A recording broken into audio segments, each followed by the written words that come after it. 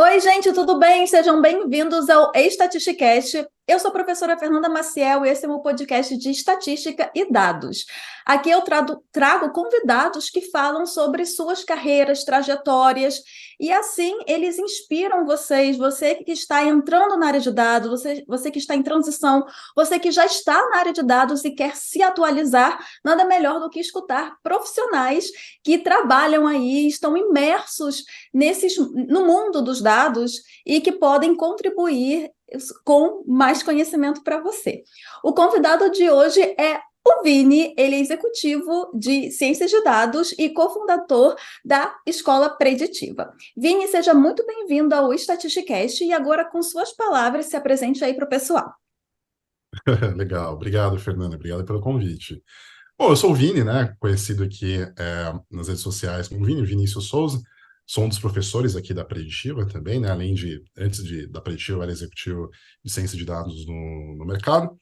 E, bom, tem muita coisa legal, né, que a gente pode compartilhar aqui com a audiência, Fernanda, sobre carreiras, né, sobre dados, que é algo que a gente respira, né, todo momento. Mas passando aqui rapidinho, me apresentando, né? Eu acho que eu, puxa, pensando agora, assim, eu sempre esqueço se é 15, 16 ou 17 anos de carreira que eu tenho em análise de dados. Mas, nossa, eu acho que eu já passei por todas as carreiras possíveis, né, em análise de dados, e hoje eu ensino aqui toda essa bagagem que eu acumulei junto com o nosso time de professores na Preditiva.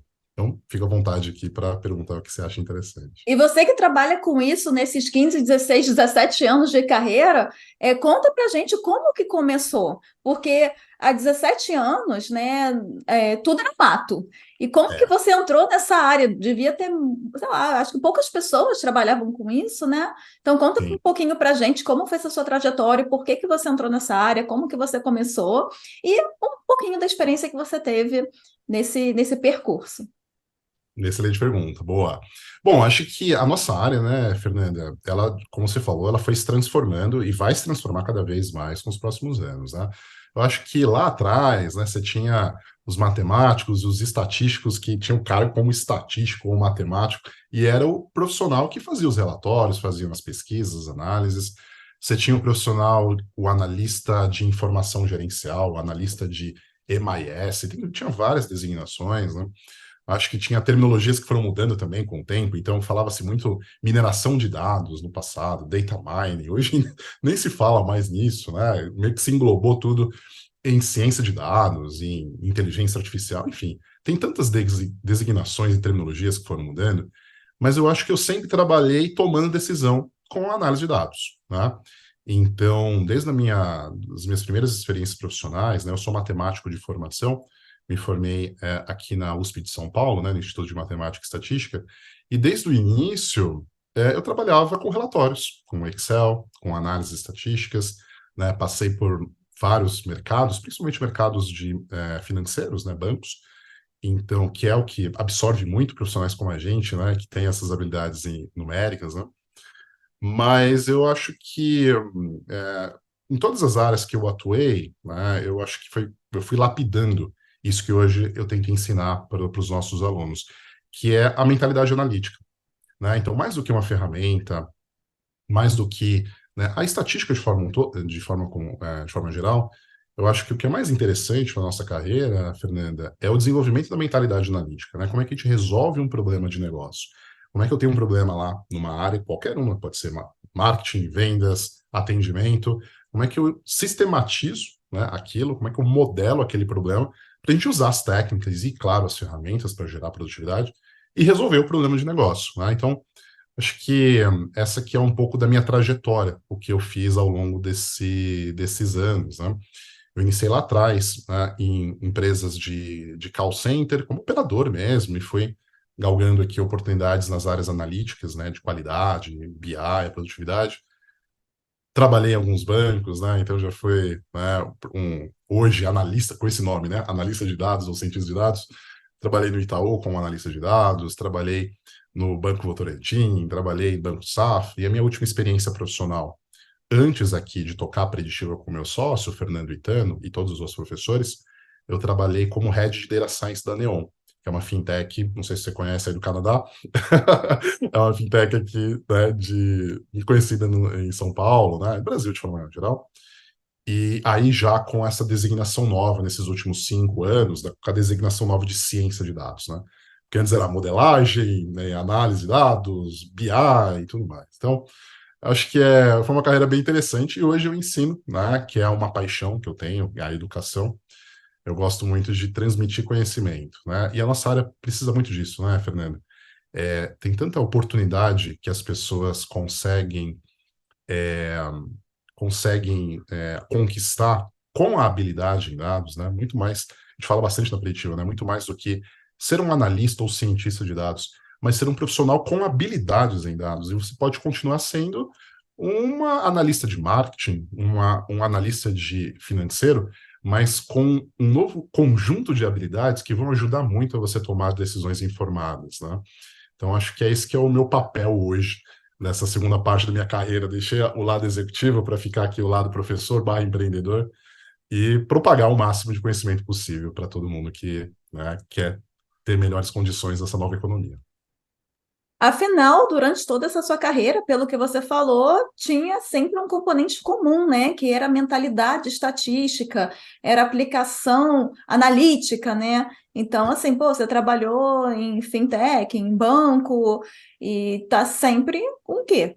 Analisar os dados e gerar valor com esses dados, né? E você, com essa carreira profissional e agora carreira de professor e também podemos dizer aí influencer online, afinal você está sempre produzindo muito conteúdo no LinkedIn. Se você também puder falar um pouco sobre isso, né? Por que que você começou e tal. E eu também queria saber onde você está nesse momento, né? Talvez com a escola, qual foi o seu maior aprendizado, né, em relação aos seus alunos e tal, você entrar nesse mundo, e também o que mais te surpreendeu você agora nesse papel, nesse momento da sua carreira? Legal, ótimo. Eu acho que vale a pena, antes de responder isso, Fernanda, falar um pouquinho do porquê que, né, eu migrei aqui para educação, né? Eu acho que chegou um momento, Fernanda, na minha carreira, que eu não conseguia mais contratar pessoas. Tão simples quanto, né? Ou seja, eu estava montando times de ciência de dados, mais ou menos lá em 2016, 2017, com essa nova designação, né, ciência de dados. Antes era BI, Analytics, etc. Mas, e aí, assim, cadê os profissionais do mercado? Onde é que estão, né? Se abrir uma vaga, essa vaga ficava aberta 3 meses, 4 meses, 5 meses. Já cheguei a demorar 7 meses para fechar uma vaga. E não eram coisas, assim, tão difíceis assim, sabe, Fernanda? Eram coisas assim, olha, você sabe fazer uma boa interpretação de dados usando média, mediana, desvio padrão, box plot, uma análise de correlação? Você sabe fazer isso realmente? E aí, quando você pega esses fundamentos, Fernanda, as pessoas têm um gap muito grande, né, no mercado. E aí que eu falei, nossa, se eu continuar na carreira como executivo aqui, vai chegar um momento que eu não vou conseguir entregar todo o valor que os acionistas, né, os diretores buscavam aqui de profissionais como eu. Então, a gente tinha duas formas de resolver, né? Ou a gente contratava alguém e treinava internamente, ou, né, foi a segunda opção, que é o que eu decidi. Eu falei, nossa, eu acho que o meu impacto como profissional vai ser muito baixo se eu simplesmente treinar as pessoas que estão no meu time, tá? Foi aí que, junto com o Fernando Itano, meu outro sócio, que também foi um dos professores aqui da Preditiva e também era gerente de ciência de dados do mercado, a gente falou, caramba, vamos tentar, então, disseminar tudo isso que a gente aprendeu, essa estatística, essa mentalidade analítica, essa forma prática de resolver problemas de negócio com o uso de dados, vamos tentar ensinar, né, para o máximo de pessoas possível. Então foi aí que a gente entrou nesse mercado, né? E aí falando de aprendizados, acho que aprendizado putz, todo dia a gente aprende, né? Eu diria que hoje o maior aprendizado, isso talvez esteja muito relacionado, Fernanda, com as mudanças de mercado e como que a maturidade analítica nas empresas vai acontecendo. Eu acho que hoje o principal aprendizado que eu tive é que as pessoas, de fato, não precisam ser analistas ou cientistas de dados. Isso são só alguns dos cargos disponíveis, né? Isso é bem importante falar para quem está assistindo a gente, Fernanda, porque tem muita gente que fica angustiada, né? Fala assim, caramba, eu estou aqui trabalhando como... Eu tenho 15 anos de carreira como, por exemplo, analista de marketing, especialista em marketing. E agora eu fico ouvindo na mídia que o mundo é ciência de dados, o mundo é machine learning, o mundo é inteligência artificial. Nossa, será que eu preciso dar um cavalo de pau na minha carreira? Né? Será que eu preciso lá e virar um cientista de dados? Mas eu não quero. Eu não tenho essa aptidão ou eu não tenho essa vontade de estudar tudo isso que falam que eu preciso estudar. E aí eu acho que para esse grupo de pessoas que está ouvindo a gente, que talvez passe por essa situação atual, o aprendizado que eu tive, que eu queria compartilhar, é que essa pessoa está certa, ela não precisa ser cientista de dados. Né? Mas o que ela precisa? Ela precisa de uma nova habilidade. Então, dados hoje, a meu ver, Fernanda, não é um cargo, é uma habilidade. É a mesma coisa que a gente, por exemplo, usar o computador. Todos nós usamos o computador, mas não somos profissionais de TI, concorda? Porque o computador é uma ferramenta. Né? A gente aprendeu a usar o computador, os pacote Office, internet, e-mail, como uma habilidade.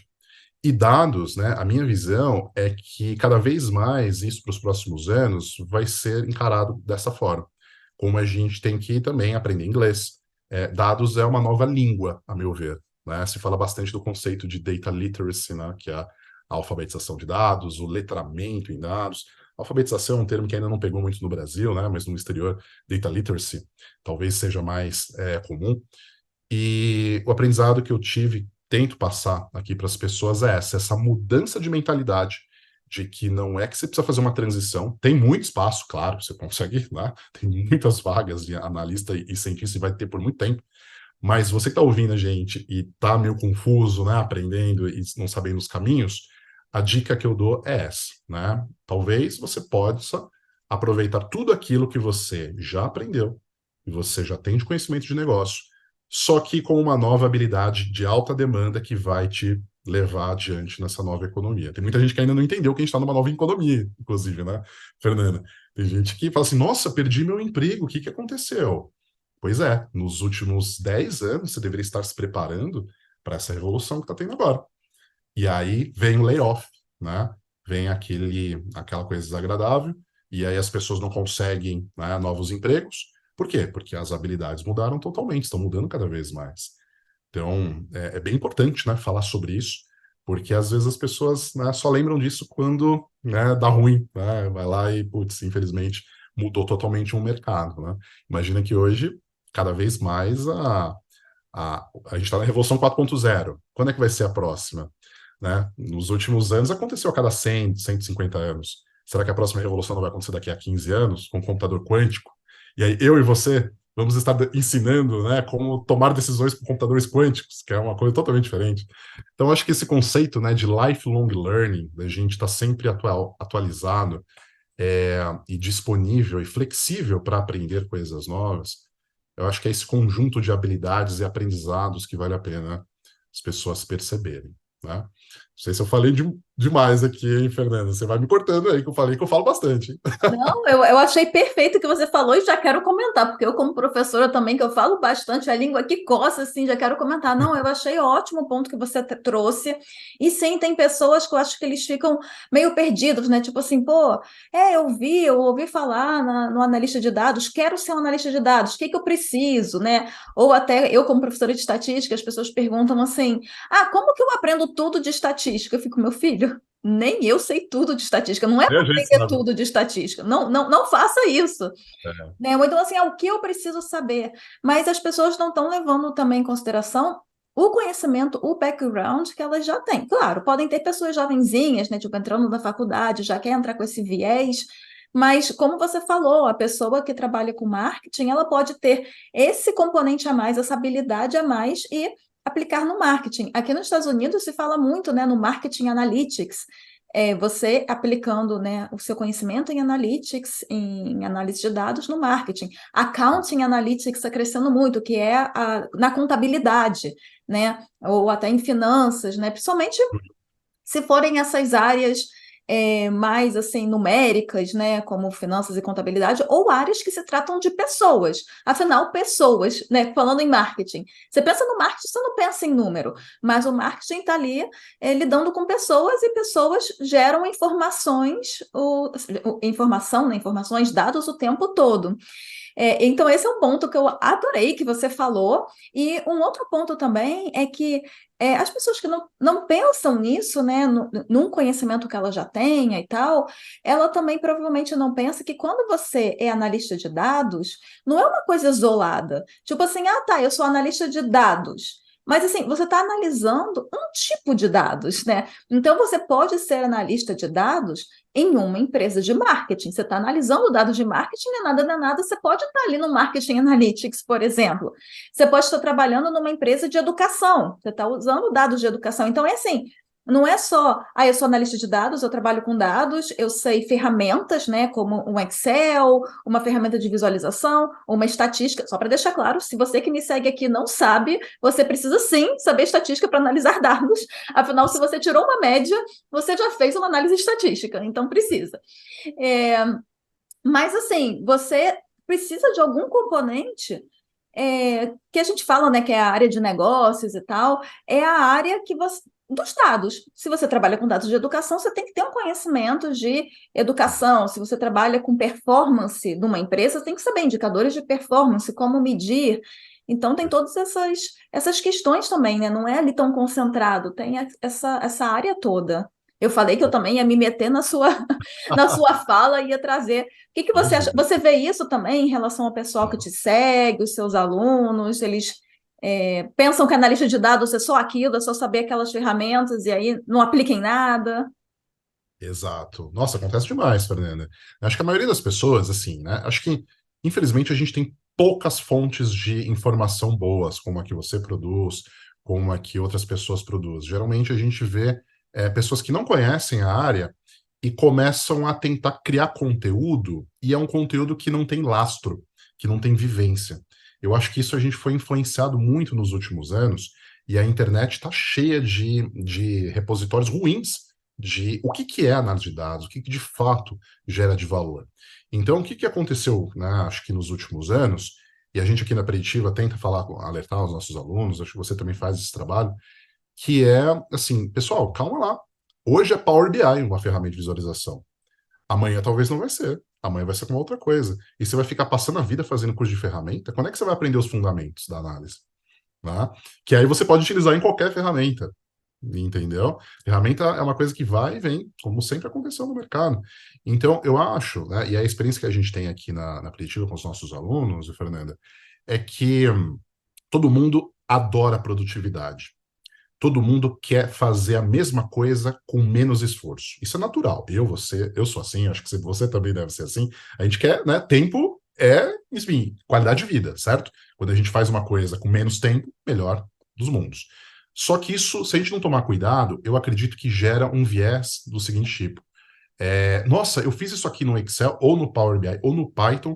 Antes eu fazia, durava 2 horas. E com esse comando no Python, usando o pacote certo, eu fiz isso em 10 segundos. Caramba! Então eu preciso aprender o quê? Python.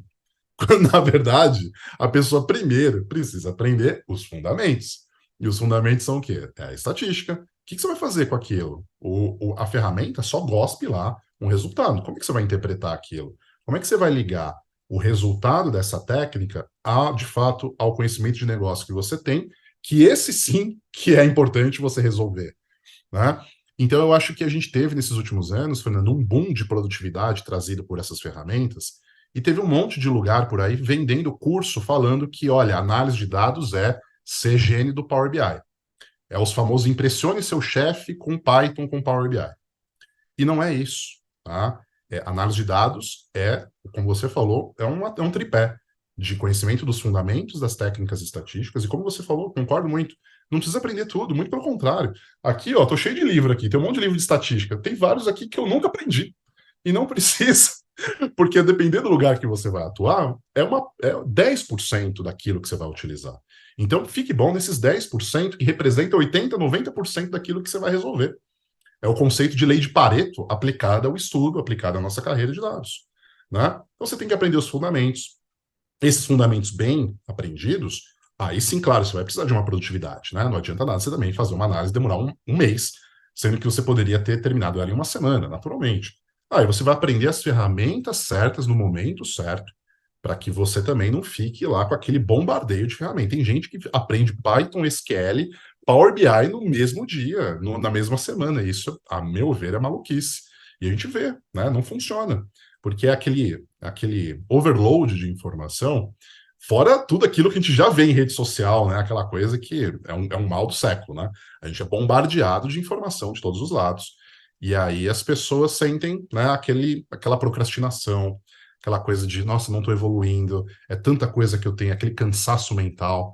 Então é uma coisa que tem que ser falada também, né? Que é o como a gente estuda, né? E em qual ordem, por qual motivo. Então, tudo isso está relacionado, né, a estudar. E aí, claro, tem o terceiro componente, que é conhecimento de negócio. Então, não adianta nada você aprender uma ferramenta, mas não conhecer a fundamento e o negócio. Se você conhece fundamento e conhece ferramenta, ótimo. Mas se você não conhecer o negócio, você só está gerando números, só está interpretando números sem relação nenhuma com a tomada de decisão, né? Então, não tem jeito. Ciência de dados, análise de dados é um tripé de fundamento, de produtividade trazida pelas ferramentas e com conhecimento de negócio. Quem está no início de carreira talvez não conheça negócio, natural. Mas hoje tem tanta forma, né, Fernanda, da gente aprender algo. Por exemplo, se eu quisesse hoje começar a minha carreira como analista de dados, né, o que a gente faz? A gente estuda, pega um bom curso, estuda, faz o seu portfólio, né, faz praticando mesmo as técnicas, as ferramentas para resolver problemas de negócio. E aí, se eu não conhecer o negócio, você tem lá, chat GPT. Vai lá no chat GPT e fala quais são os pilares do marketing. Ele vai te falar. Né? Quais são as oportunidades do marketing? Ele vai te falar. Isso gera hipótese, que através dos dados a gente coleta, aplica as técnicas, aplica a metodologia, e você vai resolvendo problemas. Né? Tem cursos, enfim, tem o Coursera, tem o EDX, tem várias ferramentas e recursos de aprendizado gratuitos. Né? Então, hoje, para quem fala assim, eu não sei nada de finanças, então eu não vou fazer um estudo de caso de finanças, isso é preguiça, a meu ver. Porque se você consegue aprender análise de dados, com certeza você vai conseguir aprender finanças, né? Então, assim, hoje não tem como uma pessoa falar que não sabe algo. Basta ela ter o foco, a resiliência, né? E investir o tempo necessário para aprender. Então, enfim, tem muita coisa, né? Foi quando a gente fala nessa caixinha de aprendizado que a gente poderia compartilhar, né? E, ao meu ver, basta ter acesso à internet e abrir o YouTube. Porque Total. o chat GPT, às vezes, se é uma coisa que você não tem conhecimento nenhum, você não sabe nem o que perguntar, né? Mas Verdade. o seu exemplo de finanças, você vai no YouTube e põe lá, finanças para iniciantes, aplicação de um caso de negócios em finanças. E aí, o que mais tem, né, são vídeos gratuitos, principalmente introdutórios, né? Você falou, você não vai deixar de fazer uma coisa porque você não sabe. Tem aquela fala, né? Todo mundo nasce pelado, careca e banguela, tudo que a gente ganha na vida é lucro, né? Então, assim, É. você não tem o conhecimento ainda. De repente, é uma coisa que não te interessa. Por exemplo, eu nunca trabalhei na área de finanças, mas eu também sou uma fã, eu sou a fã do marketing. Então, mas se hoje eu tiver que, por exemplo, como até aconteceu no semestre passado, eu tive que ensinar um caso para os meus alunos de MBA, e eu escolhi um caso de finanças porque eu tinha alguns alunos com esse viés, eu falei, pô, acho que eles vão gostar se for um caso de finanças. Eu não sabia aquela terminologia ali, gente, foi Google e YouTube. Eu tive que aprender. Claro, os alunos sabiam mais finanças do que eu, alguns deles, né, que tinham especialidade, mas eu sabia mais estatística do que eles. Eu falei assim, pô, eu tenho que aprender aquele pedacinho, né? Que eu não é aprender tudo, não é fazer um PhD em finanças. Eu tive que aprender aquele pedacinho para fazer a conexão com o que eu ia ensinar, e assim eles aprenderem o meu conteúdo, que era o conteúdo de estatística. Sem Então, dúvida. é usar a internet aí. E eu acabei te interrompendo, né? Porque a gente foi abrindo aqui, entrando e puxando o gancho, mas eu também queria que você falasse um pouquinho do que te surpreendeu, né? Desde que você virou professor e você abriu a escola e você, assim, tomando conhecimento, né? Porque eu entendi, inclusive, eu nem comentei, mas eu achei genial, né? Você ter fundado uma escola pelo fato de da necessidade de formar profissionais. E aí você acabou, imagino, né, me corrija se eu estiver errada, abrindo uma janela para o Brasil inteiro. Então, de repente, você trabalhava, sei lá, em São Paulo, você conhecia profissionais ali, você entrando, assim, você entra na rede social, é assim, Brasil, né? Aqui falando, claro, é o mundo, mas falando aqui na linguagem português, tá, o Brasil. E aí, o que te surpreendeu? Realmente tem muita gente sem preparação, ou não tem uma galera muito bem preparada, ou tem uma galera muito má preparada? O que você pôde perceber aí desde que você começou nas redes? Ou que você começou a escola, abriu a escola? Legal. Nossa, é uma pergunta bem ampla essa, Fernanda, e assim, acho que a gente poderia explorar vários tópicos, né? Um deles eu acho que você já matou, que foi também uma surpresa bem positiva minha, que é essa questão da expansão, né, que a gente tem com a internet. Acho que uma parte que eu não contei, mas a gente na Preditiva começou também presencial, né? Naquela época a gente imaginava que ensinar análise de dados dependia do professor estar lá na sala mostrando para o aluno, né? Porque já existia, por exemplo, os mocks, né, do Coursera, coisa do tipo. Então a gente falou, putz, esses mocks aqui com a taxa de conclusão muito baixa, eu acho que o modelo presencial é o ideal. E aí veio aquilo que todos nós. Desculpa te interromper. Em que ano que você começou a escola no presencial? Nós começamos em 2019. Ah, Foi então antes da foi bem pandemia. aí, né?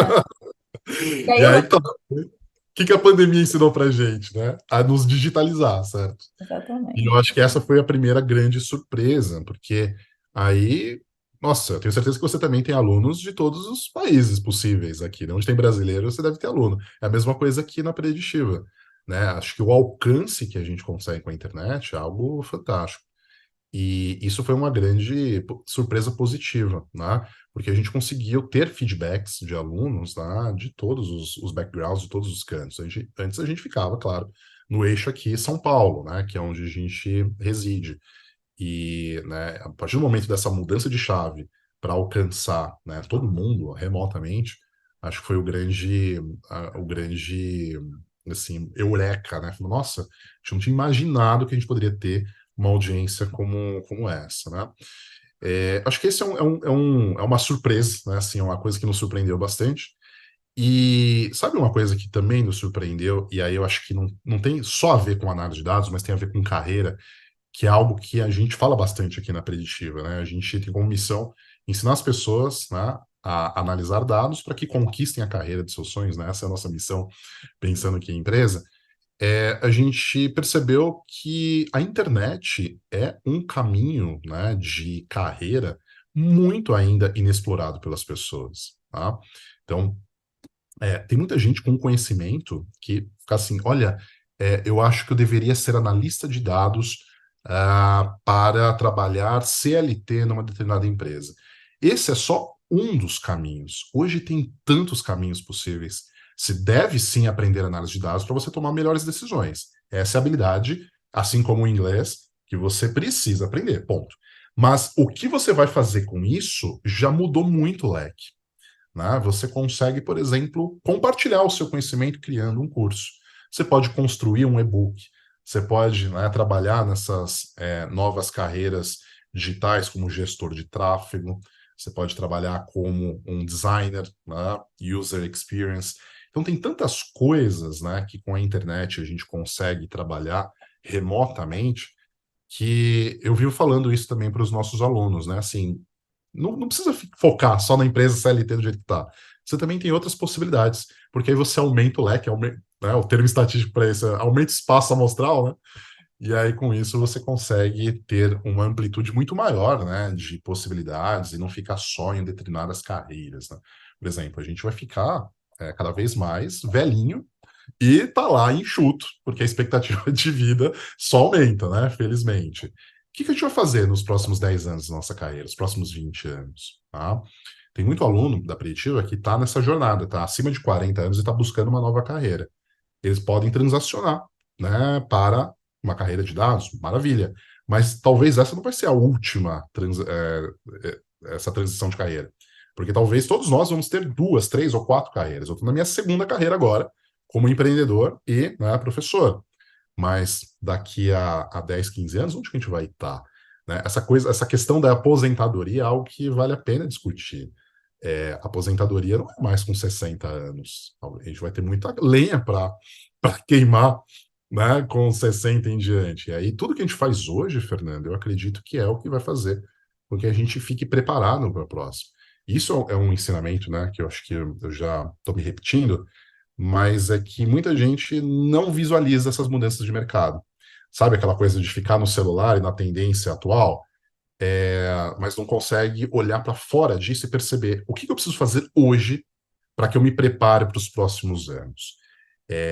Eu vou ter várias carreiras. Esse emprego que eu tenho hoje, daqui a algum tempo não vai ter mais. Como é que eu desenvolvo habilidades que sejam flexíveis o suficiente para que eu consiga fazer essa transição? Então, eu já estou pegando aqui, voltando naquele tema, né, anterior, dessa questão da surpresa, mas eu acho que é muito pertinente, porque é o que a gente olha, por exemplo, nas nossas comunidades, os alunos ele falam, putz, e agora, né? Eu aprendi isso, agora sei, mas qual que é o próximo passo? O que que eu preciso fazer?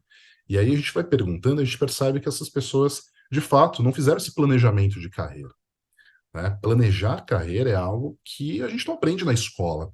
E muitas vezes a gente aprende da forma ruim, que é quando a nossa carreira estagna, né? Tem muita gente, por exemplo, que fica 15, 20 anos numa empresa só. Hoje, será que isso é benéfico? Né? Com tanta mobilidade possível que a gente tem entre vários setores, cargos, carreiras, será que aquela coisa dos nossos pais, né, ainda mantém da gente ficar e fazer carreira durante 15, 20 anos? O banco é muito comum isso, né? Eu tenho esse background bancário e você tem lá pessoas como analista pleno há 15 anos. E aí, o que que vai acontecer com essas pessoas, né? Eu me preocupo muito com isso, porque a gente tem alunos assim, né? Felizmente, eles deram o próximo passo, que é tentar se reabilitar. Mas tem muita gente que não está com essa mentalidade, sabe? Aquela coisa, tô aqui na empresa, né? Tô com os meus direitos em dia, FGTS, aquela coisa, sabe? E esquece que tudo pode mudar, né? Recentemente, aí, por exemplo, a Saraiva fechou todas as lojas que ela tinha, a livraria Saraiva fechou todas as lojas. E aí, aquelas pessoas, pode ter gente de carreira lá que ficou há 10, 15 anos, o que que ela vai fazer? Então, enfim, né? Falando de novo, uma coisa que me preocupa muito, que é a empregabilidade, que é uma das missões da Preditiva. É ajudar as pessoas a acordar e falar, gente, a gente vai viver muito, viu? Não sei se você sabe, mas a gente, felizmente, vai viver muito. E vivendo muito, a gente precisa saber o que a gente vai fazer com a nossa carreira, porque é o que vai fazer com que a gente coloque comida na mesa, tão simples quanto. E o que que você vai fazer, né? Como é que vai ser o próximo passo? Como é que você vai se planejar? Empregabilidade, né? Ou melhor, né? Estabilidade é algo que praticamente não existe, né? Tem uma frase, acho que inclusive do fundador da Wiser Educação, né? O Flávio Augusto, ele vive falando isso. Estabilidade não existe. Hoje a gente está no emprego, talvez não esteja mais. Então, de novo, né? Faço o alerta aí para as pessoas pensarem em empregabilidade, pensarem aqui em planejar as suas carreiras e, claro, né, tem tudo a ver com análise de dados, porque é a habilidade que vai ficar, né, desde o estagiário até o presidente, né, tem que aprender. Recentemente, o diretor, né, responsável pelo Itaú de análise de dados, ele falou, do estagiário ao CEO, inteligência artificial, dados, letramento em dados é prioridade. Então, cada vez mais as empresas vão passar por isso e como que nós, como profissionais, vamos nos preparar, né? Então fica aí a pulguinha atrás da orelha. Inclusive, eu quero comentar sobre isso dos empregos, né? Foi outra fala que você falou que eu amei, mas antes disso, eu só quero falar sobre essa questão da aposentadoria, né? Porque tem gente que pode estar pensando assim, não, mas espera aí, não tem isso de não me aposentar, eu quero me aposentar assim com 60 anos porque eu tenho direito. E eu gosto de lembrar que, gente, até 60 anos tem muito chão pela frente. Porque tem gente que me fala assim, eu já tenho 38 anos, ainda dá para entrar na área de dados, né? Ainda dá para fazer transição, tenho qualquer número entre 30 e 45, né? Tenho 35, tenho 42. E fico, gente, vamos supor que você vai se aposentar com a idade mínima de 60 anos. Você ainda tem 20 anos de trabalho pela frente. E para muitas pessoas, você tem mais trabalho pela frente do que o que você já trabalhou, né? Aí depende de quantos anos a pessoa começou a trabalhar.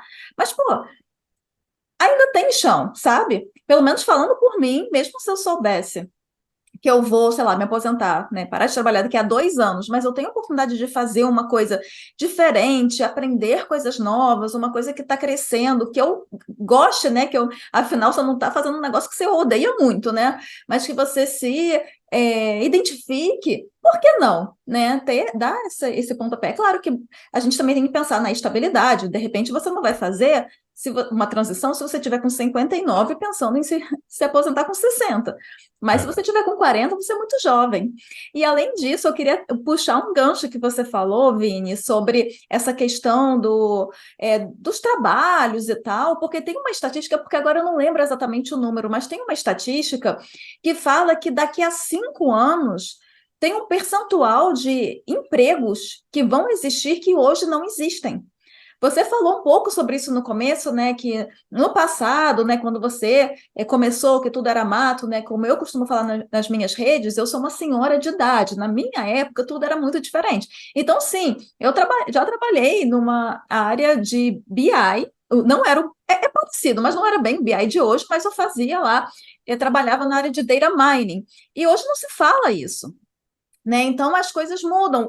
Quantas profissões que existem hoje que há 5, 10 anos a gente não falava? Né? Então, alguns trabalhos meio que é, misturaram, né?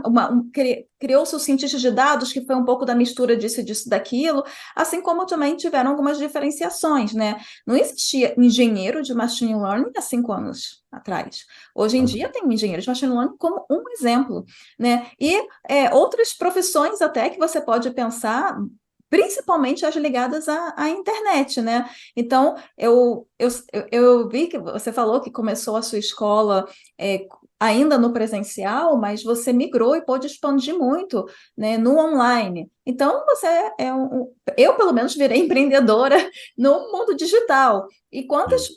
outras profissões, né? Você falou do gestor de tráfego.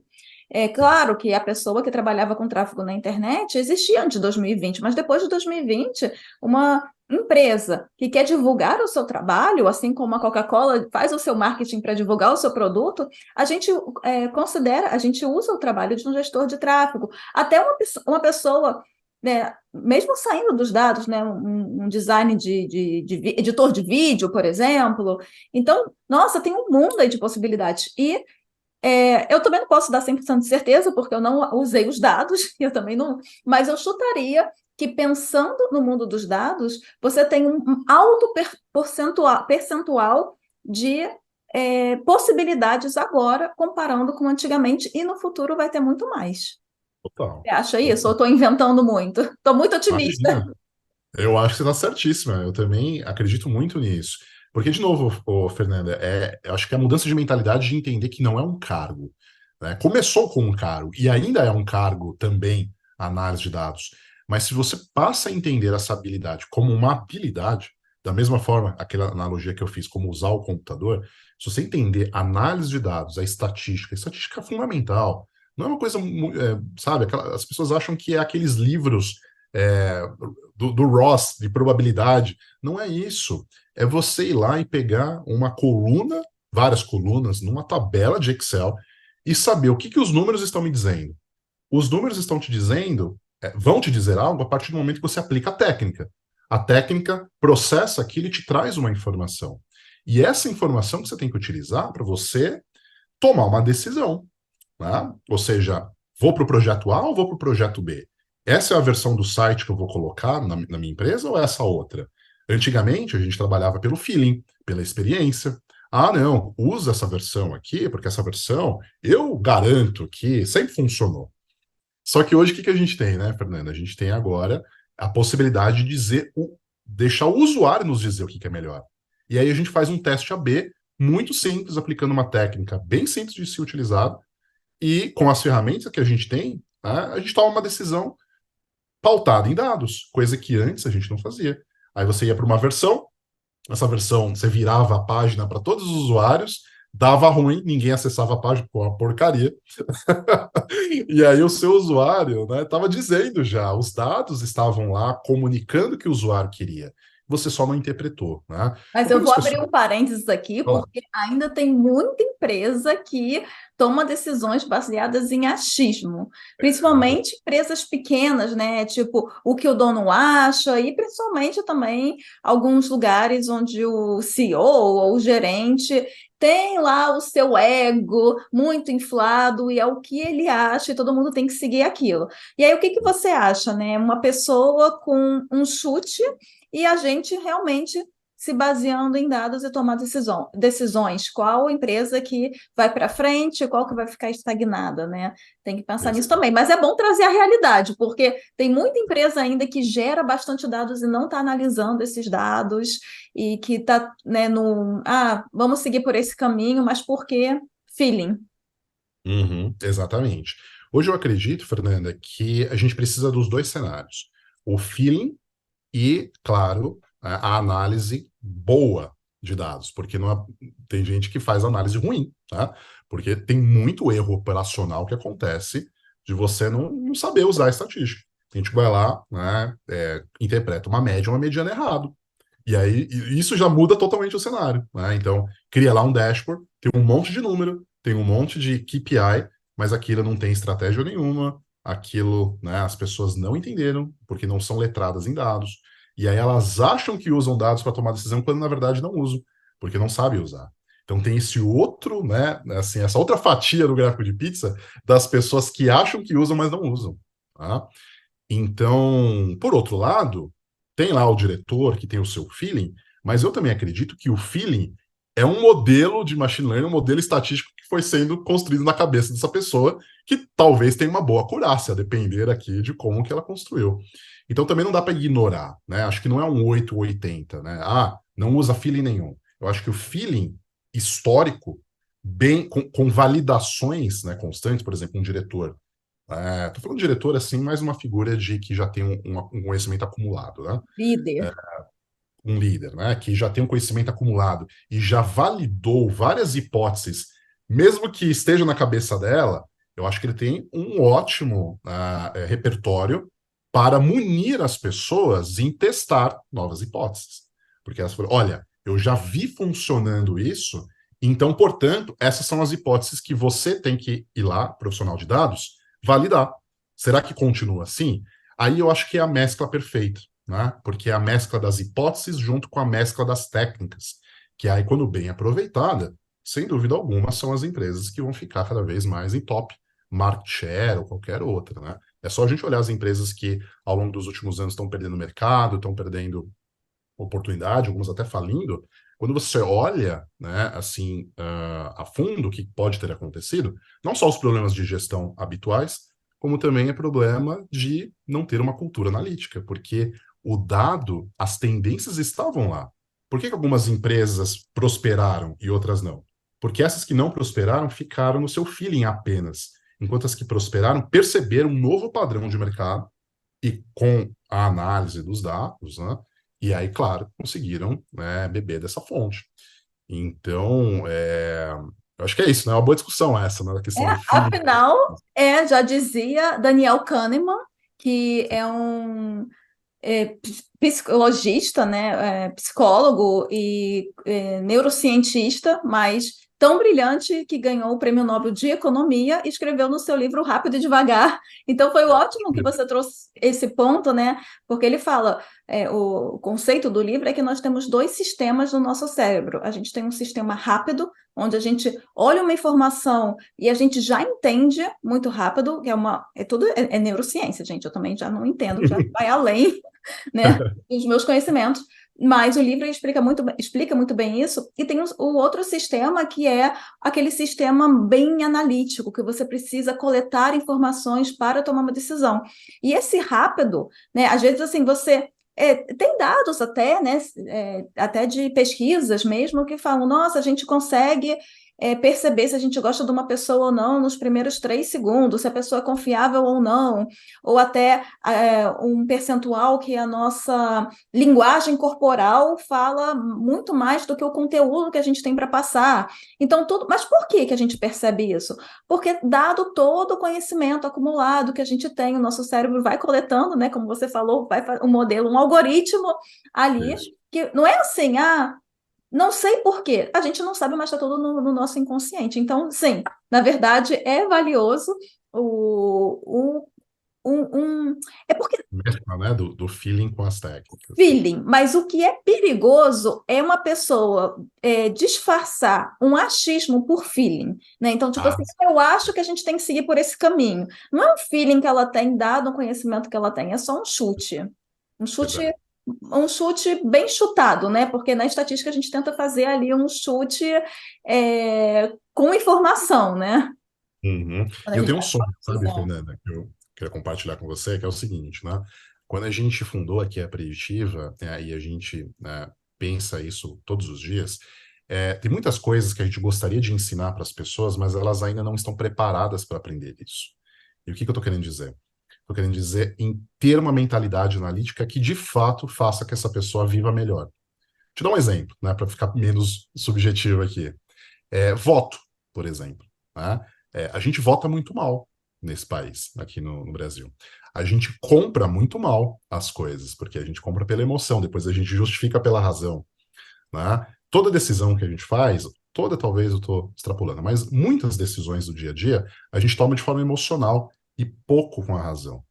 E aprender análise de dados, eu acho que tem um ótimo efeito colateral, que é você ser uma pessoa mais racional, né? Então, assim, o meu sonho é, caramba, se as pessoas, né, cada vez mais ao longo dos próximos anos, colocarem a análise de dados como uma habilidade e isso provocar um efeito no cérebro de racionalidade, a gente vai ter, putz, tanta coisa melhor, né, no nosso país. A gente vai ganhar produtividade, a gente vai ganhar, né, sendo menos enganado por empresas, por partidos, por qualquer outra pessoa que usa a nossa emoção para nos manipular, né? A gente teria muito menos vieses aqui, caíssemos nesses vieses de confirmação. Você falou um deles, né, que é o viés de confirmação.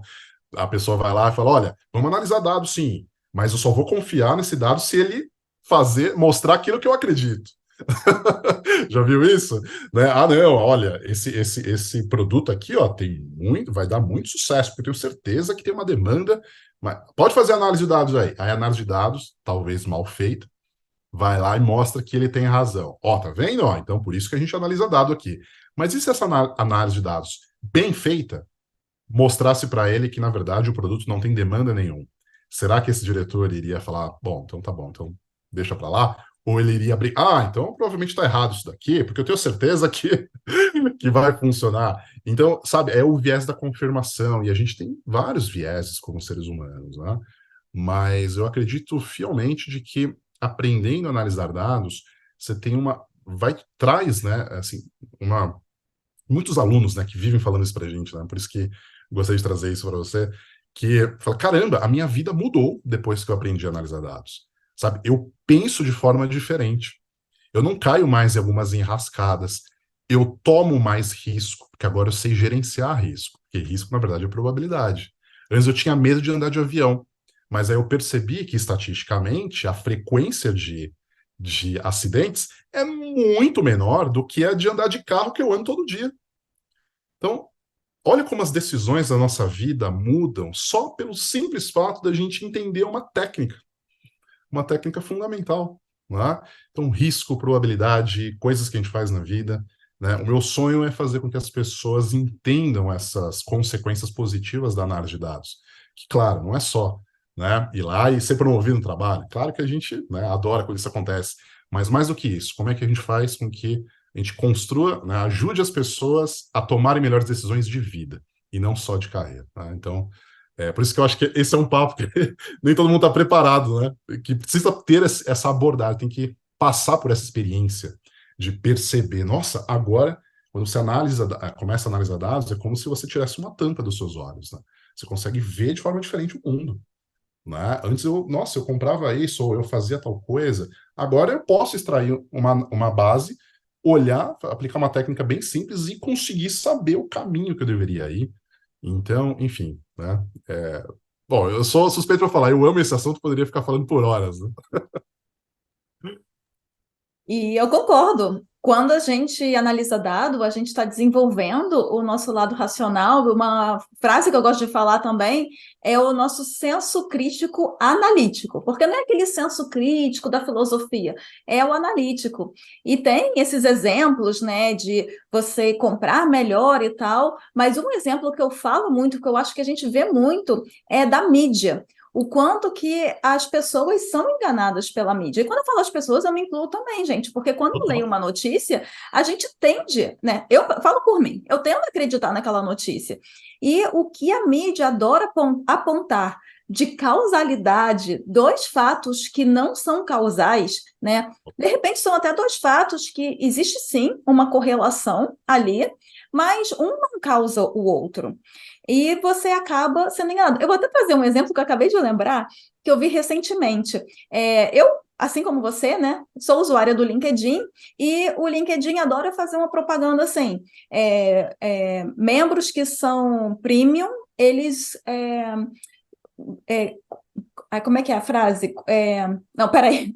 Os membros premiums, eles têm 4 vezes mais visualização dos seus posts, né? Eles conseguem 4 vezes mais engajamento.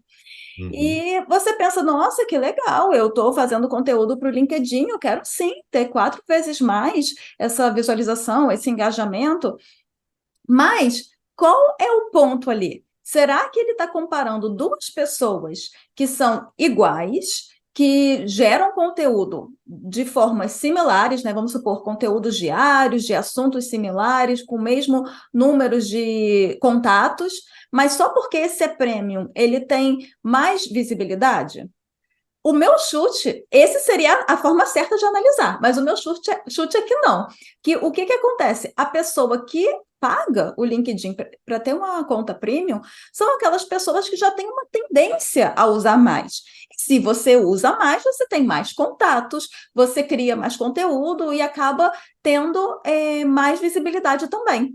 Então, será que você tem essas 4 vezes mais visibilidade por ser uma pessoa com conta premium ou somente porque você já está usando mais? Pois é. Então, esse é um ponto crítico, né? Como eu falei, eu não sei a resposta, não trabalho por LinkedIn, nunca fui lá questionar, mas existem duas formas aí. Eu chuto que é a segunda. Posso Eu estar também. errada, espero que sim, mas provavelmente não. Então, É, é essa questão, você vê uma propaganda e falar, mas espera aí. Então, você tá, é um exemplo, não é bom, assim, total, de total. uma, E uma, uma quantos não acontece isso com a gente, né, na mídia de forma geral? A gente tem que lembrar que eles estão lá para passar uma mensagem. E é aquele livro, né, que é o clássico, Como Mentir com a Estatística, fala isso, né, Fernanda? O que está por trás, né? Qual que é a mensagem que ele quer passar?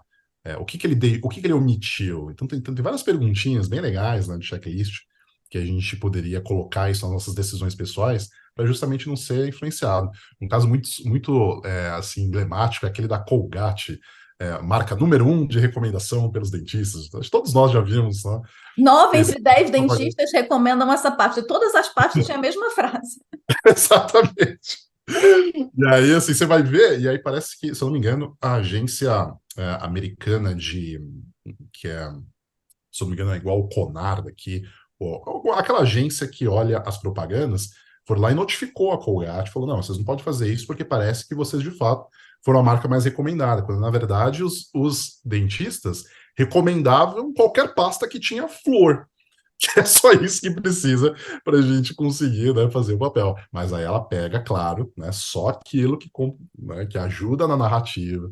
Então, nossa, quantas dessas coisas acontecem e a gente cai como um patinho, né? Porque essa mentalidade analítica não está bem desenvolvida, é como se fosse um escudo para a gente não ser influenciado. Muitas vezes a gente pega com a guarda baixa, lê só a headline. Quantas vezes a gente vai lá em portais de notícia e só olha o headline? Não entra na matéria. Aí quando você entra na matéria, você vê que na verdade não é nada aquilo que estava no headline. Nossa, é No aquilo que é clickbait, para a cansativo. gente cair, a gente cai, não é, Vini? Total, total.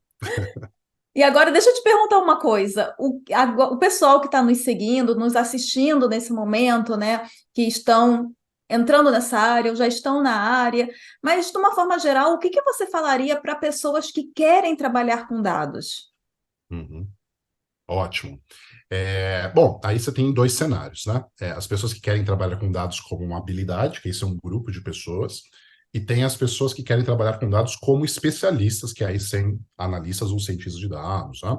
Tem também aquelas outras áreas que são suporte aos cientistas e analistas, que é o engenheiro de dados, o arquiteto de dados, mas esses, né, vou deixar para depois.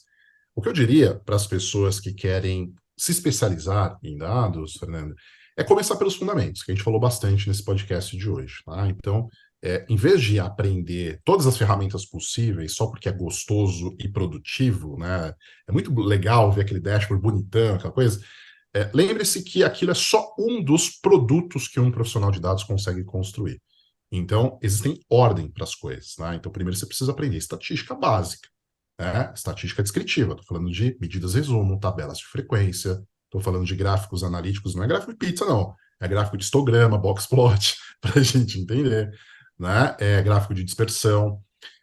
Entendeu isso? Né? Começa a entender, por exemplo, teoria frequentista, entender o que é o conceito de probabilidade, para você entender o que é uma taxa.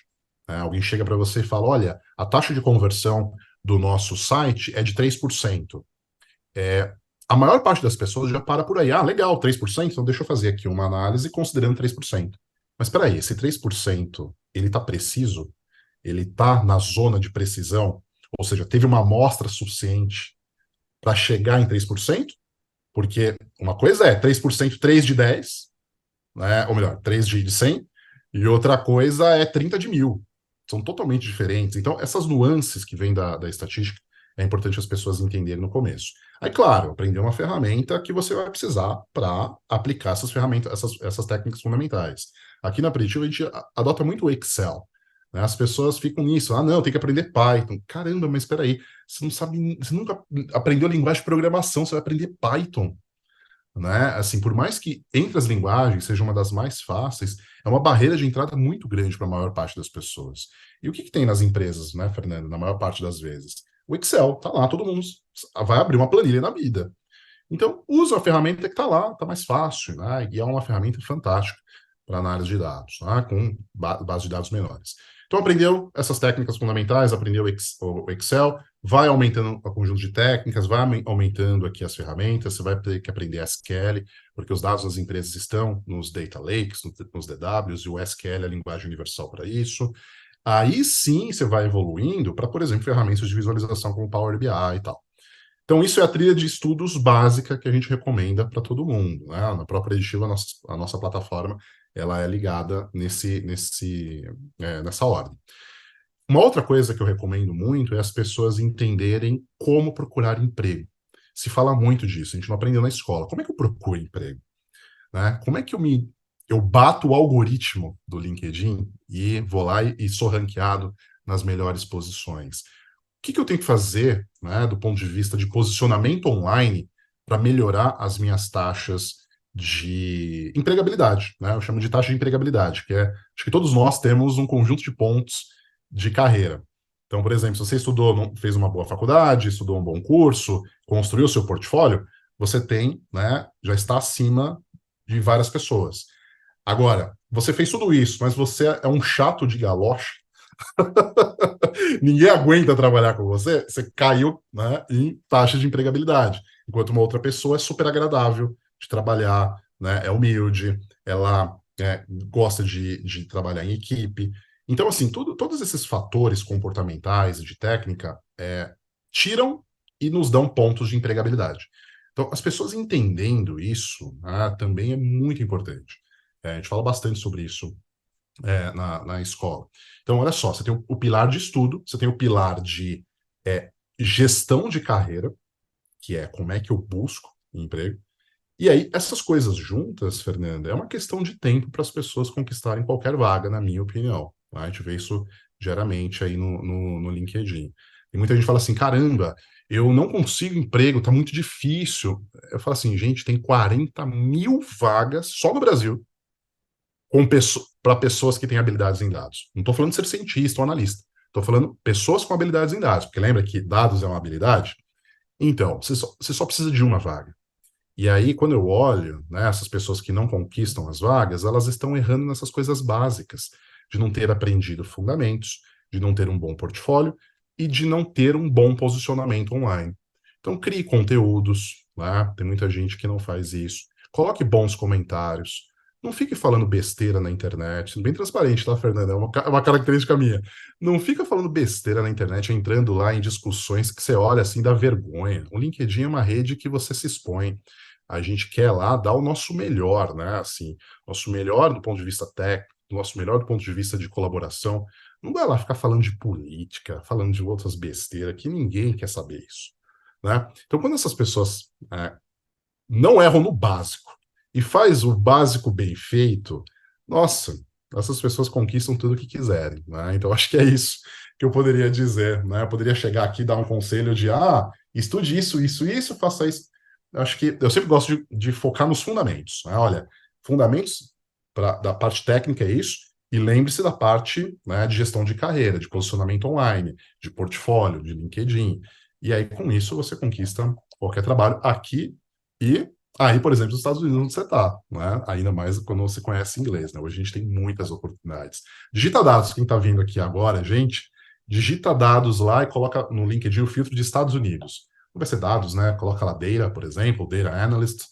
Você vai ver que tem mais de 100 mil oportunidades, né? Muitas dessas remotas. Então, assim, hoje, Fernanda, eu acho que a gente está no nosso melhor momento da humanidade, sem brincadeira. É o nosso melhor momento da humanidade do ponto de vista de oportunidades que nós temos pelas tecnologias. A gente falou um pouco de uma outra questão, eu falei lá do gestor de tráfego, né, e várias outras, mas sabe uma coisa que eu também, se eu pudesse, se eu não gostasse tanto de ensinar e de dados, eu faria? Eu construiria uma startup, uma tecnologia, um software, porque hoje nem programando você precisa e você consegue construir. Né? Tem ferramentas, daquelas ferramentas no-code, né, que você não precisa programar, que você consegue construir um SaaS, um software as a service e vender. Então, assim, tem tanta possibilidade hoje em dia que não trabalha quem não quer, né? Aí é uma decisão. Então, eu diria isso, né, do ponto de vista geral aí. Não sei se eu respondi a sua pergunta. Não, respondeu muito bem respondido. Mais uma fala que você falou que eu gostei muito, né? A questão da empregabilidade. E já essa questão do portfólio, né? Já aconteceram algumas vezes de alguém falar assim, poxa, professora, mas é muito difícil, né, conseguir uma vaga. Minha pergunta, como está o portfólio? Agora, pergunta desses, quantos tinham um portfólio? As Quantos pessoas, tinha? as pessoas não têm, né? Eu não entendo. Eu não entendo isso. É porque eu ainda não comecei. Mas é porque assim, não é que conseguir uma vaga é difícil. Você tem que pensar o quê?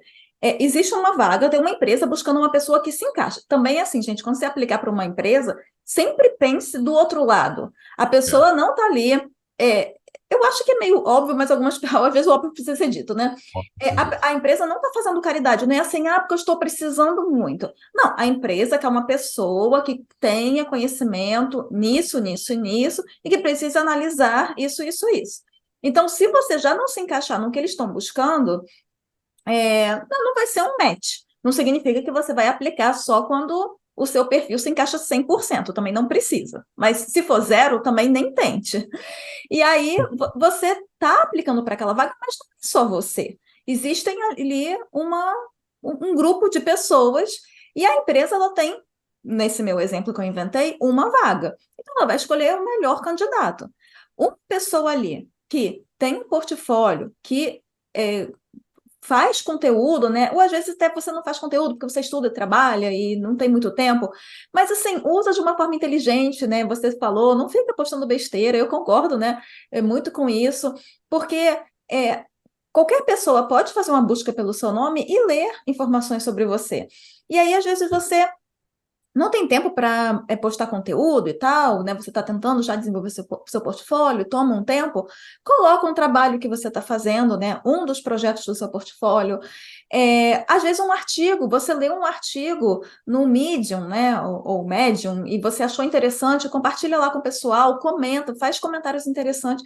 Sigam pessoas que postam conteúdo legal, porque assim, cara, você faz um comentário inteligente ali, um comentário que realmente adicione valor, você já é bem visto, o seu comentário vai ser o primeiro, as pessoas vão dar like. E Tá. tem muito, vamos supor, gavião, né? Digamos assim, observando ali, pessoas de RH, pessoas que contratam, você está sempre aparecendo como pessoas que faz um comentário interessante. Adivinha quem vai conseguir a vaga? Pois é, pois é. Eu acredito muito nisso. E tem um nome, eu chamo isso de rapport. É a gente criar, né, um termo em francês que significa criar conexão. A gente tem que lembrar que somos seres humanos, e seres humanos gostam de conexão, a gente se conecta com as pessoas. E a gente tem que ser estratégico nisso, é um soft skill importante. Quando você cria conteúdo, quando você tem uma boa presença online, e tem gente que acha que tem que criar conteúdo todo dia, tá? Eu discordo. Eu acho que criar conteúdo todo dia é para quem quer ficar crescendo o número de seguidor. Mas seguidor não é a mesma coisa que engajamento, não é a mesma coisa que rapport, conexão. Tem E não é gente a lá que mesma tem coisa que vaga. não é a mesma coisa que vaga. Tem gente lá que tem 30 mil seguidores, mas você vê os posts da pessoa, tem 5 curtidas, assim, porque as pessoas não se conectaram com essa pessoa. Ela bateu o algoritmo do ponto de vista de seguidor, mas ela não está gerando valor para a rede. Tá? Então, né, o próprio posicionamento que eu tenho no LinkedIn, eu posto 1, 2 vezes por semana, né, mas quando eu posto, eu tento agregar, eu tento fazer as pessoas pensarem, dar uma reflexão, né, pensar de forma diferente, geralmente com temas relacionados a dados e carreira. Tá? Então, quando as pessoas fazem isso, Fernanda, elas estão lá criando conexão para as pessoas que estão assistindo. E aí imagina que depois você vai lá, participa de um processo seletivo, esse recrutador, né, como você bem disse, ele lembrou da sua carinha lá, o avatar, fala, nossa, essa pessoa fez um post legal aquela vez, né? Deixa eu conhecer mais essa pessoa. E aí que Lembrando, use uma foto que realmente represente você, que seja uma foto profissional, né? Bota uma luzinha assim, bota o celular, um fundo, uma luz, não é foto de night, certo? Só É um parede. verdade, é verdade. O básico tem que ser falado, né, Fernanda? É verdade. Tem muita gente que cai nisso. Pois é. E aí, assim, olha a estratégia, né? Assim, tem muita gente que vai lá. Ah, tem um detalhe para a sua audiência também, que é uma estatística que eu validei com os nossos alunos. Você sabe quantas vagas, em média, Fernanda, as pessoas precisam se inscrever para ter uma proposta aceita? Chuta um número, não sei se você já viu uma estatística como é. Nunca vi, e aí quero saber a resposta. Quantas vagas a pessoa. Quantas pessoas precisam se inscrever, em média, para conquistar uma oportunidade de trabalho? Cara, vai ser um chute totalmente chute. 30. 500. Você acredita? 500 vagas. Quem olha ali fala, É meu Deus, como atirar para assim? todo quanto é lado, não é uma forma estratégica, né? Uma forma estratégica, exato. Mas, quando você tem, em média, 500, né, a gente validou isso com os nossos alunos, e eu validei isso também com outros produtores de conteúdo e pessoas colocando, né, no seu Medium, por exemplo, a sua jornada, né, inclusive de pessoas no exterior, e aí a gente chegou mais ou menos nesse número, né, de 400 a 500 aí. E qual que é o ponto? Né? São poucas as carreiras que possibilitam a gente ter 500 vagas para serem candidatos, concorda? Se você, por exemplo, é um psicólogo, você não tem 500 vagas hoje para você se inscrever. Se você trabalha numa qualquer outra carreira da economia antiga, digamos assim, você trabalha como auxiliar administrativo, carreiras de escritório pouco tecnológico. Você não tem essas vagas. Mas sabe qual o mercado que tem? O mercado das pessoas com habilidades em dados. Então você tem milhares de vagas disponíveis e é possível você se inscrever em várias delas. Esses 500 eu não dei um detalhe, tá? Mas isso é ao longo dos vários meses, não é em um único dia você vai se inscrever em 500, tá? É ao longo dos meses, e a estatística é por volta aqui de 3 a 6 meses, você se inscrevendo em 500 vagas, você vai ter a sua oportunidade. E aí, claro, tem várias estratégias para você melhorar esse funil, porque é um funil, né? Você se inscreve numa quantidade, algumas vão te chamar para entrevista, algumas vão te chamar para processo seletivo e algumas você vai conquistar a sua proposta. Então, da mesma forma que a gente otimiza funil de vendas, funil de marketing, a gente tem que otimizar o nosso funil de empregabilidade. Dessas que você se inscreveu, quantas você recebeu em entrevista? Tem um percentual benchmark. Tá? Esse percentual benchmark é por volta de 11, 15%. Se você está com 5%, o que a gente tem que fazer? A gente tem que otimizar esse percentual. Porque se o benchmark de mercado é 11, 15, eu estou com 5, quer dizer que eu estou fazendo alguma coisa no meu perfil. É, aí você olha lá, a pessoa está com um título muito ruim, está com uma foto lá na praia, não tem portfólio, né? As experiências lá estão totalmente desorganizadas, com erro de português. Nossa, o que eu mais vejo sabe essas pessoas que colocam, tem muitas pessoas que postam, Fernanda, assim, estou desempregado há 10 meses. Muito triste, né? A pessoa chega um momento em que está desempregado, só quem passou por isso sabe como é que é. E aí eu sempre tento ajudar essas pessoas. Aí eu olho o LinkedIn dela e falo, meu Deus, é claro que você não vai arrumar emprego em nenhum lugar, meu filho, porque tá tudo errado aqui, né? Então, assim, existe uma falta de informação de qualidade muito grande no mercado, né? Daí a importância de você ir lá, buscar boas fontes, seguir pessoas que de fato têm know-how, né? Ficar inteirado. Então, assim, por isso que eu acho que muitas vezes as oportunidades não aparecem para as pessoas, mas não é porque não existe oportunidade, é porque ela não se preparou para ela, né? E essa taxa de empregabilidade, esse funil, mostra muito disso, né? Então, se você tem um perfil, você tem um portfólio, e a gente falou um pouquinho do portfólio das pessoas não fazerem, né? Putz, não comecei ainda. Por quê? O que que eu identifiquei, né, também aqui na experiência que eu tive? As pessoas têm insegurança. Elas olham, né? A rede social é uma porcaria para isso, né? Ela sempre o terreno do vizinho tem a grama mais verde do que a nossa. Ele olha lá, a pessoa fez uma puta análise, e aí eu estou ainda iniciando, então eu tenho vergonha de colocar minha análise porque não está em pé de igualdade uma outra pessoa que colocou lá. E aí isso vai fazendo com que as pessoas não saiam do lugar. Ela vai lá e não faz o portfólio dela, não começa, não publica, né? E aí, na verdade, ela só está cavando a própria cova, né? Eu chamo isso de praticofobia. A pessoa tem fobia de prática. Ela não quer ir lá e colocar em prática o conhecimento de bons cursos. A pessoa fica no livro, na teoria, mas ela não aplica o que ela. E E é vira assim que a estudante. gente aprende qualquer coisa, né? A gente só aprende quando a gente pratica. Total, total. E aí tem muito aluno que é estudante profissional. Ele pula de curso em curso, né? Ele faz o curso da Fernanda hoje, ótimo curso. Vai lá, faz o curso da Preditiva, ótimo curso. Vai lá, faz o do Coursera. E aí, assim, você vai praticar quando, meu filho? Quando é que você vai colocar o portfólio para rodar e aplicar as estratégias de otimização do LinkedIn para você conquistar a sua carreira? Né? Então, assim, tem muito aluno que infelizmente fica com essa insegurança. Acha que o sucesso vai estar no seu próximo curso. Adorei esse aqui, mas se eu fizer aquele próximo, eu acho que eu vou ficar melhor. E aí fica nisso indefinidamente. Né? Então também é uma outra cilada aí que fica de dica para não cair. E não aplique só para 10 vagas e fique sentado esperando o famoso e-mail ou a É, ligação, porque precisam é, aí mais algumas centenas, né? centenas, né? Então, é porque Exato. assim, mas eu já tentei, é tão difícil conseguir trabalho, aí sem portfólio, tentou para 5. Exato. Vini, eu estou adorando o nosso papo. Eu ficaria conversando muito mais aqui com você. Também. Você trouxe vários pontos muito, muito interessantes. Eu espero que o pessoal esteja gostando bastante, mas a gente está se encaminhando para o final. Eu quero que você deixe aqui as suas sugestões. Uma sugestão de livro e uma pessoa ou um canal que te inspire bastante. Assim, pode inspirar os nossos ouvintes aqui. Boa, legal. Nossa, Fernanda, eu acho que, putz, tem vários livros, né? Várias pessoas legais que a gente pode acompanhar. Em vez de simplesmente ir lá e sugerir pessoas, eu acho que eu daria uma dica anterior.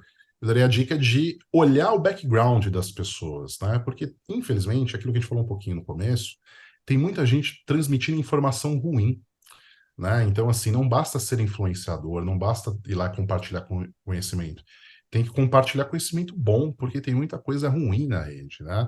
Então é muito comum, assim, eu vejo, sempre tento colaborar com comentários, etc., no post de outras pessoas, e eu vejo, assim, comentários e posts que muitas pessoas curtem, mas, assim, elas curtem mais pelo prazer de curtir ou para dar um feedback positivo, e menos de fato, o conteúdo daquela pessoa fazer sentido, né? Então, assim, tem vários aqui, acho que essa é a dica, né, anterior a indicar pessoas, né?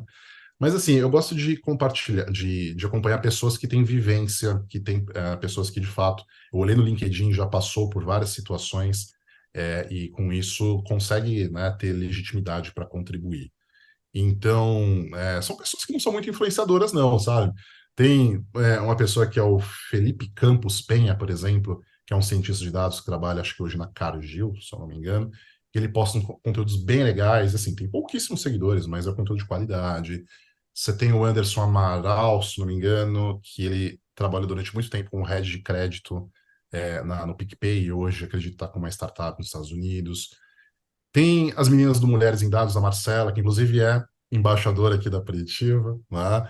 Tem a Karina Katz também, que é embaixadora da Preditiva, cientista de dados no iFood. Então são essas pessoas que eu acho que produzem conteúdo relevante, né, sobre experiências, sobre técnica, sobre carreira, né? O André Yukio, por exemplo, né, é um que também, para quem... Acho que ele já até veio aqui, né? O André Yukio, se não me Sim. engano. Aham. O André Yukio, a gente trabalhou junto no Banco do Brasil, desculpa, no Banco Votorantim, no Itaú, e ele produz conteúdo de qualidade há muito tempo, né? E hoje está lá com ele também com um clube de assinatura, se não me engano, que eu acredito que se manter a mesma qualidade dos conteúdos gratuitos que ele mandava, tenho certeza que vale muito a pena para quem quer seguir uma carreira de cientista, que é o know-how dele.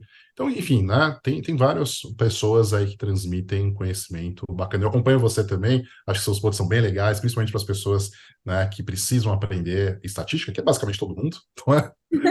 Então, eu acho que são pessoas aqui que têm legitimidade, né, para falar. E pensando em livros, nossa, são tantos, mas assim, da nossa área, uma dica que eu daria, porque tem muita gente que pergunta assim, eu acho que você recebe também bastante isso, né, Fernanda? Ah, me dá dicas de livros técnicos para eu aprender análise de dados. E, putz, eu tenho dificuldade de sugerir, sabe por quê? Talvez você vivencie isso também. Porque os livros que a gente aprendeu lá na faculdade, hoje em dia, eu acho que eles ficaram antiquados. Eles, E assim, tem que ter muito técnicos. Eu não quero que a muito. pessoa se aprofunde na fórmula. Eu Exato. já sei até o que você vai falar. Você Hum, recomenda um livro para a pessoa ter uma mentalidade mais analítica do que um livro de fórmula. eu Acertei? acho que sim. É isso que Com você faz? certeza. Eu acho que sim. Eu acho que sim, Fernanda. Se a pessoa quiser, claro, sempre com o suporte do livro, alguma coisa um pouquinho mais técnica, bem. Aí eu acho que vale pegar sei lá, o Moretin da vida, o professor Moretin lá com estatística básica. Agora ele tem uma nova versão aqui que é o Ciência de Dados, que ele colocou lá algoritmos de machine learning. Tem livros, né, de cálculo, se você quer ser um cientista de dados e quer aprender, por exemplo, as funções derivadas. Aí você pega lá um Stewart, né, da vida. Enfim, tem os livros técnicos lá da faculdade, que, claro, tem o seu valor. Mas hoje, né, tem livros muito melhores, ou mesmo cursos mesmo, né, que são muito melhores do ponto de vista prático para as pessoas já resolver o seu problema de carreira, né? E usar esses livros como um suporte, se necessário. Nossa, eu acho que faz, sei lá, anos que eu não pego um livro técnico para ler. Porque hoje você consegue, com uma dúvida, ir lá no Coursera, ir lá no YouTube, uma pessoa falar e te explica um conceito. E aí você não precisa ir lá e comprar o livro, ir lá com todo o rigor e aprender, principalmente para as pessoas que não têm essa facilidade de digerir livros técnicos, matemáticos ou estatísticos, né? Que aí não é todo mundo mesmo. Então, livros eu vou ficar devendo do ponto de vista de livro técnico, mas assim, livros de mentalidade, como você falou, a gente falou do Rápido e Devagar, né? É um livro que é fantástico. Eu gosto muito do Andar do Bêbado, né? Livro bem comum. Eu gosto muito do livro Estatística do Charles Whelan, que é muito legal, assim, para quem, né, que está começando. Ah, tem livros como qualquer livro do Taleb, né? Principalmente o Cisne, a Lógica do Cisne Negro. É, eu acho que são livros bem legais. Mas eu também colocaria para as pessoas lerem livros de soft skill, Fernanda. Porque, lembre-se, né, pessoal, análise de dados, ou melhor, né, as habilidades que a gente precisa para desempenhar um bom papel hoje nessa nova economia para os próximos anos, habilidades de dados é uma parte. Né? A gente tem que desenvolver vários outros soft skills. Fala muito pouco de inteligência emocional, por exemplo. Né? Inteligência emocional é, talvez, na minha opinião, uma das habilidades mais importantes, né, que a gente pode desenvolver para a nossa vida e não só carreira. Né? Saber lidar com os conflitos, saber lidar com o não. As pessoas estão buscando emprego, né, e nessa transição, vai lá, faz processo seletivo, toma um não, faz processo seletivo, toma um não. Isso, qual que é o psicológico que vai gerando nessa pessoa se ela não tiver uma boa inteligência emocional? Né? E não entender que a gente vai receber muito mais não mesmo. Faz parte. A gente vai receber 98% de não, a gente vai receber 2% de sim. Né? Então, tudo isso faz parte da gente desenvolver a nossa inteligência emocional também. E E você aí tem você. um livro para recomendar sobre esse assunto? Eu acho que pode pegar o próprio livro do Daniel, eu não lembro agora o sobrenome, mas ele fez aqui, deixa eu buscar aqui rapidinho para sua audiência. Ele fez o livro Inteligência Emocional, né? E que é o pai aqui. O último livro que eu li dele é o livro Foco. Deixa eu ver, Daniel Goleman. Então, Inteligência Emocional, do Daniel Goleman, é uma boa referência.